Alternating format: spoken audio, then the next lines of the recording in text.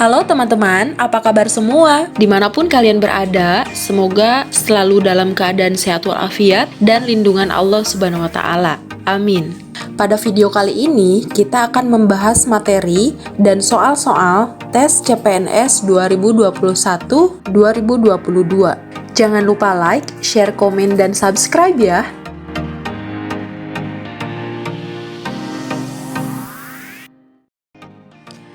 Materi Undang-Undang Dasar 1945 diantaranya yaitu hakikat konstitusi, macam dan sifat konstitusi, konstitusi di Indonesia, penyimpangan Undang-Undang Dasar 1945, dan amandemen Undang-Undang Dasar 1945.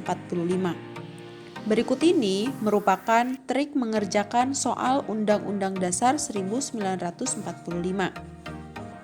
Yang pertama, pahami kronologi peristiwa yang terjadi berdasarkan urutan waktunya dan hubungkan setiap peristiwanya. Kemudian, hafalkan setiap isi dari UUD 1945 dan hubungkan dengan implementasi nyata di negara Indonesia. Yang ketiga, kelompokkan setiap pasal dan ayat ke dalam beberapa bagian dan gunakan kata atau kalimat yang mudah untuk dihafal sebagai kata kunci. Contoh soal nomor 1. Alasan mendasar bahwa alinea keempat pembukaan Undang-Undang Dasar 1945 tidak dapat diubah adalah A. Terdapat cita-cita bangsa, B. Ada kepribadian bangsa, C. Merupakan landasan aturan perundangan, D.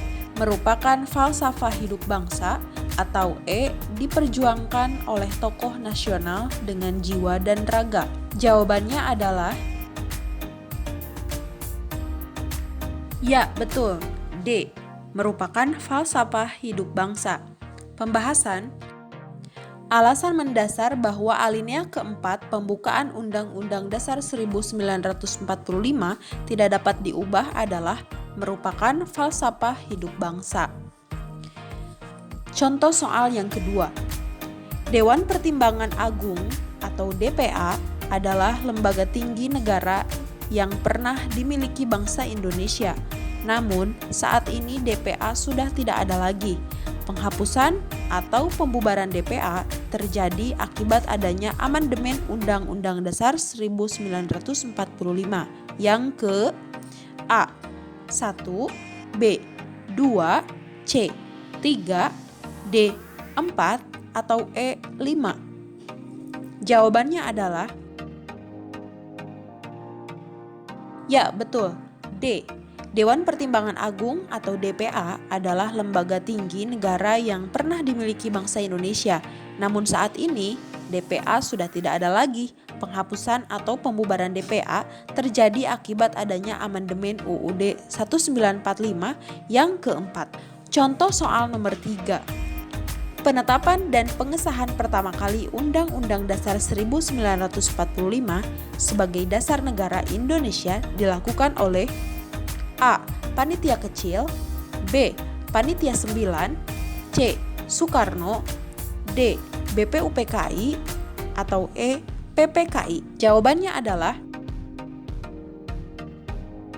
ya, betul, E. Penetapan dan pengesahan pertama kali Undang-Undang Dasar 1945 sebagai dasar negara Indonesia dilakukan oleh PPKI. Contoh soal nomor 4. Konstitusi RIS pernah diberlakukan di Indonesia setelah diberlakukan UUD 1945 sebagai konstitusi negara. Pada masa konstitusi RIS ada beberapa alat kelengkapan negara, kecuali A. DPA, B. Presiden, C. Menteri, D. DPR, atau E. Senat. Jawabannya adalah ya, betul, A. Konstitusi RIS pernah diberlakukan di Indonesia setelah diberlakukan UUD 1945 sebagai konstitusi negara.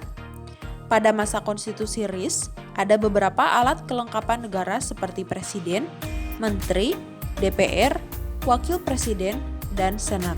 Sedangkan DPA tidak ada. Contoh soal nomor 5. Berdasarkan amanat Undang-Undang Dasar 1945, Presiden atau Wakil Presiden dapat diberhentikan oleh MPR apabila melakukan pelanggaran seperti yang tertera dalam aturan perundangan. Keputusan ini dapat dianggap sah jika telah disepakati setidaknya A. Setengah dari anggota MPR yang hadir, B. Setengah atau lebih satu dari anggota MPR yang hadir, C.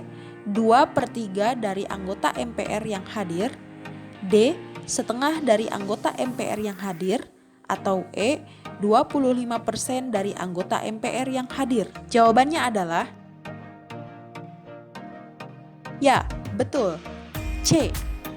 Berdasarkan amanat UUD 1945, Presiden atau Wakil Presiden dapat diberhentikan oleh MPR apabila melakukan pelanggaran seperti yang tertera dalam aturan perundangan.